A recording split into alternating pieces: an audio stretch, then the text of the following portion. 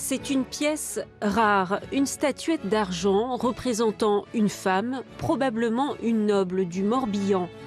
La seule chose dont on est sûr, c'est que cet objet a été fabriqué à Vannes entre 1672 et 1688.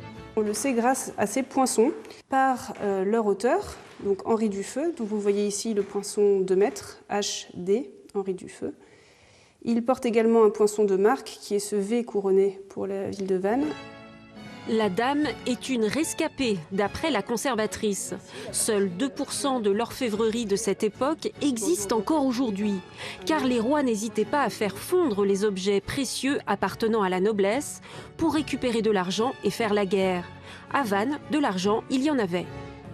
Vannes, à l'époque, est le siège du Parlement de Bretagne, puisque Louis XIV y a déplacé le Parlement en 1675.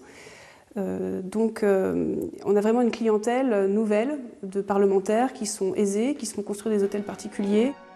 Il y a quelques mois, la statuette a été proposée à la vente par un marchand d'art allemand. Elle ne fait néanmoins pas partie des biens spoliés aux Juifs, cela a été vérifié.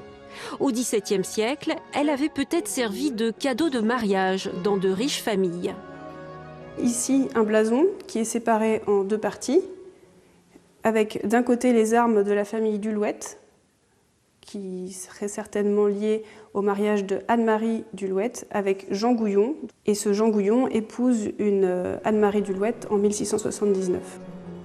Conservée à Rennes dans un endroit tenu secret, la dame rejoindra ensuite la collection d'œuvres de la cathédrale de Vannes, une fois terminée la rénovation de l'édifice l'année prochaine.